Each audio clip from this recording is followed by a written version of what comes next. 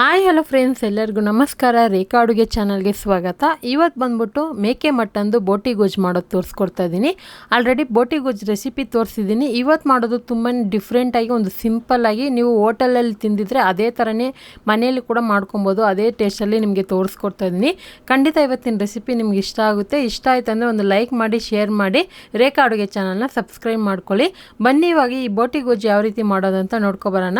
ಮೊದಲನೇದಾಗಿ ನಾನಿಲ್ಲಿ 1 kg ಆಗೋಷ್ಟು ಬೋಟಿನ ಚೆನ್ನಾಗಿ ಇದನ್ನು ಒಂದು 7-8 ಸರಿ ತೊಳೆದು ಕ್ಲೀನ್ ಮಾಡಿಸ್ಕೊಂಡು ಕುಕ್ಕರಲ್ಲಿ ಒಂದು 2 ಕಪ್ ನೀರು, ಸ್ವಲ್ಪ ಉಪ್ಪು ಹಾಕಿ ಒಂದು 3-4 ವಿಸಿಲ್ ಕೂಗಿಸಿ ಬೇಯಿಸಿಟ್ಟಿಟ್ಕೊಂಡಿದ್ದೀನಿ. ಈಗ ಸ್ಟವ್ ಮೇಲೆ ಕಡಾಯಿ ಇಟ್ಕೊಂಡು ಒಂದು 4-5 ಟೇಬಲ್ ಸ್ಪೂನ್ ಎಣ್ಣೆ, ಅರ್ಧ ಟೀ ಸ್ಪೂನ್ ಸೋಂಪು ಕಾಳು, ಒಂದು ಟೀ ಸ್ಪೂನ್ ಆಗೋಷ್ಟು ಕಲ್ಲುವ, ಇದು ಬಿರಿಯಾನಿಗೆ ಹಾಕ್ತಾರಲ್ಲ ಅದು ಫ್ಲೇವರ್ ಚೆನ್ನಾಗಿರುತ್ತೆ. ಮತ್ತು ಇಲ್ಲಿ ಒಂದು 4 ಈರುಳ್ಳಿನ ಚಿಕ್ಕದಾಗಿ ಕಟ್ ಮಾಡಿ ಹಾಕ್ಕೊತಾ ಇದ್ದೀನಿ. ಇವತ್ತು ಯಾವುದೇ ರೀತಿ ಮಸಾಲೆ ರುಬ್ಬದೆ ನಾನು ನಿಮಗೆ ತೋರಿಸ್ಕೊಡ್ತಾ ಇದ್ದೀನಿ. ಅಂದರೆ ಮಸಾಲೆ ಬೋಟಿ ಸಾರಿಗಂತಲೇ ಮಸಾಲೆನೇ ಫ್ರೈ ಮಾಡಿ ರುಬ್ತಾರಲ್ಲ ಆ ಥರ ಅಲ್ಲ, ಆದರೆ ಬೇರೆ ಥರ ಮಸಾಲೆ ಯೂಸ್ ಮಾಡ್ತಾಯಿದ್ದೀನಿ. ಈಗ ಈರುಳ್ಳಿನ ಚೆನ್ನಾಗಿ ಗೋಲ್ಡನ್ ಕಲರ್ ಬರೋವರೆಗೂ ಫ್ರೈ ಮಾಡ್ಕೋಬೇಕು. ಸೊ ಇನ್ನೂ ಡಾರ್ಕಾಗಿ ಬಂದ್ರೂ ಪರವಾಗಿಲ್ಲ. ಈಗ ಇದ್ರ ಜೊತೆಗೆ ಸ್ವಲ್ಪ ಕರಿಬೇವಿನ ಸೊಪ್ಪು, ನಾನು ತೋರಿಸೋಂಥ ಸ್ಪೂನಲ್ಲಿ 1.5 ಟೇಬಲ್ ಸ್ಪೂನ್ ಆಗೋಷ್ಟು ಶುಂಠಿ ಬೆಳ್ಳುಳ್ಳಿ ಪೇಸ್ಟ್ ಹಾಕ್ಕೊತಾ ಇದ್ದೀನಿ. 2 ಟೇಬಲ್ ಸ್ಪೂನ್ ಅದನ್ನು ಪರವಾಗಿಲ್ಲ. ಸೊ ಈ ಶುಂಠಿ ಬೆಳ್ಳುಳ್ಳಿ ಪೇಸ್ಟೆಲ್ಲ ಹಾಕ್ಕೊಂಡು ಚೆನ್ನಾಗಿ ಮಿಕ್ಸ್ ಮಾಡ್ಕೊಳ್ಳೋಣ. ಸಿಂಪಲಾಗಿದ್ರೂ ಒಂದು ರಿಚ್ ಗ್ರೇವಿ ಕೊಡುತ್ತೆ ಇದು. ಸೊ ಇದಕ್ಕೆ ಒಂದು 4 ಟೊಮೊಟೊನ ಈ ಥರ ಚಾಪ್ ಮಾಡಿ ಹಾಕ್ಕೊತಾ ಇದ್ದೀನಿ. ನಾನು ಈರುಳ್ಳಿ ಟೊಮೊಟೊನ ಚಾಪರಲ್ಲಿ ಚಾಪ್ ಮಾಡಿ ಹಾಕ್ಕೊತಾ ಇರೋದು. ಸೊ ನೀವು ಬೇಕಂದರೆ ಚಿಕ್ಕದಾಗಿ ಕಟ್ ಮಾಡಿ ಕೂಡ ಯೂಸ್ ಮಾಡ್ಕೊಬೋದು.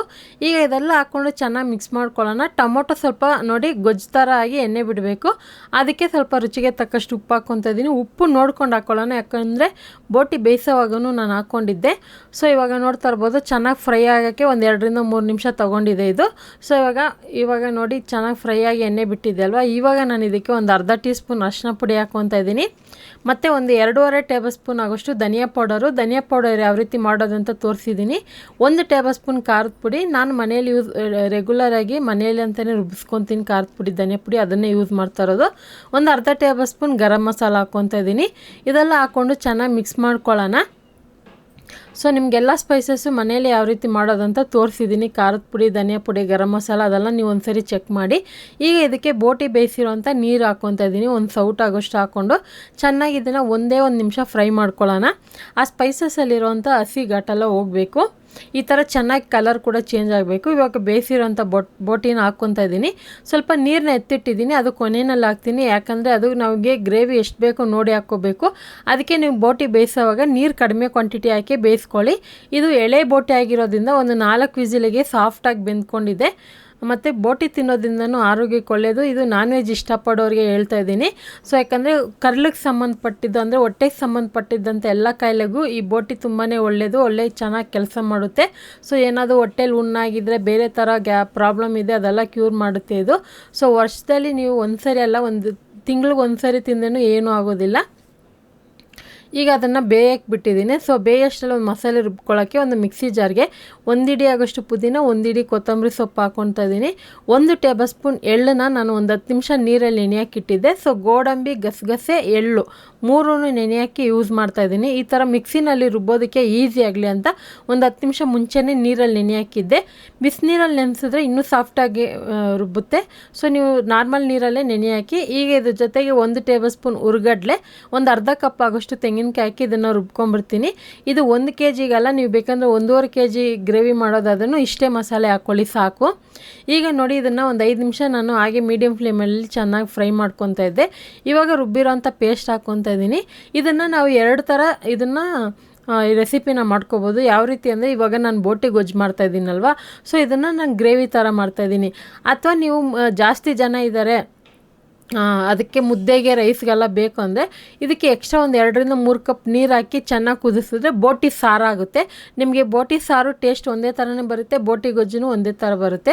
ಈಗ ಬೇಯಿಸಿರೋಂಥ ನೀರು, ಬೋಟಿ ಬೇಯಿಸಿರೋಂಥ ನೀರು ಎತ್ತಿಟ್ಕೊಂಡಿದ್ದೆ 1 ಕಪ್ ಆಗೋಷ್ಟು, ಅದನ್ನು ಹಾಕ್ಕೊತಾ ಇದ್ದೀನಿ.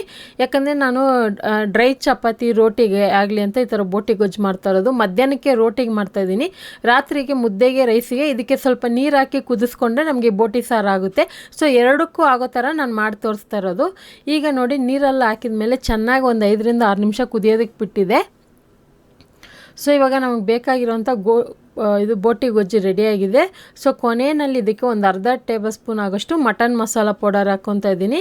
ಸೊ ಗರಂ ಮಸಾಲ ಬೇಕಂದರೆ ಸ್ಕಿಪ್ ಮಾಡ್ಕೊಬೋದು, ಮಟನ್ ಮಸಾಲೆ ಮಾತ್ರ ಮಿಸ್ ಮಾಡಬೇಡಿ. ಹಾಕಿದ್ರೆ ನಿಮಗೆ ಒಂದು ಒಳ್ಳೆ ಫ್ಲೇವರು ಟೇಸ್ಟು ಸಿಗೋದು. ಸೊ ಬೈ ಚಾನ್ಸ್ ಇಲ್ಲ ಮಟನ್ ಮಸಾಲ ಅಂದರೆ ಮಾತ್ರ ಗರಂ ಮಸಾಲೆನ ಯೂಸ್ ಮಾಡ್ಕೊಳ್ಳಿ. ಈಗ ಇದನ್ನು ಒಂದು 2 ನಿಮಿಷ ಹಾಗೆ ಕುದಿಸ್ಕೊತೀನಿ. ತುಂಬಾ ಟೇಸ್ಟಿಯಾಗಿರುತ್ತೆ. ಸೊ ಇವಾಗ ನೋಡ್ತಾ ಇರ್ಬೋದು ಬೋಟಿ ಗೊಜ್ಜು ರೆಡಿಯಾಗಿದೆ. ಕೊನೆಯಲ್ಲಿ ಕೊತ್ತಂಬರಿ ಹಾಕಿ ಇಳಿಸ್ಕೊಳ್ಳೋಣ. ಸೊ ನಿಮ್ಗೆ ಇಷ್ಟವಾಗಿರುವಂಥ ಚಪಾತಿಗೆ, ಪೂರಿಗೆ, ದೋಸೆಗಾಗಿರ್ಬೋದು ಅಥವಾ ಇಡ್ಲಿಗಾಗಿರ್ಬೋದು ಎಲ್ಲದಕ್ಕೂ ಕಾಂಬಿನೇಷನ್ ಸೂಪರಾಗಿರುತ್ತೆ. ಬೋಟಿ ಸಾರು ಥರ ಬೇಕಂದರೆ ಮುದ್ದೆಗೆ ಅನ್ನಕ್ಕೂ ಕೂಡ ಚೆನ್ನಾಗಿರುತ್ತೆ. ಖಂಡಿತ ಇವತ್ತಿನ ರೆಸಿಪಿ ಇಷ್ಟ ಆಯ್ತು ಅಂದರೆ ನೀವು ಮನೇಲಿ ಟ್ರೈ ಮಾಡಿ ಯಾವ ರೀತಿ ಇದೆ ಅಂತ ಕಮೆಂಟ್ ಮಾಡಿ. ಈ ರೆಸಿಪಿ ಇಷ್ಟ ಆಯ್ತು ಅಂದರೆ ಒಂದು ಲೈಕ್ ಮಾಡಿ, ಶೇರ್ ಮಾಡಿ. ಮತ್ತು ಇದೇ ರೀತಿ ಹೊಸ ಡಿಫ್ರೆಂಟ್ ರೆಸಿಪಿಗಳಿಗೆ ರೇಖಾ ಅಡುಗೆ ಚಾನಲ್ನ ಸಬ್ಸ್ಕ್ರೈಬ್ ಮಾಡ್ಕೊಳ್ಳಿ. ಮತ್ತು ನಿಮ್ಗೆ ಯಾವ ಥರ ರೆಸಿಪಿ ಬೇಕಂತಲೂ ಕಮೆಂಟ್ ಮೂಲಕ ನಮಗೆ ತಿಳಿಸಿ. ಮತ್ತು ಈ ವಿಡಿಯೋ ನೋಡಿದ್ದಕ್ಕಾಗಿ ಎಲ್ಲರಿಗೂ ಧನ್ಯವಾದಗಳು. ಟೇಕ್ ಕೇರ್, ಬಾಯ್.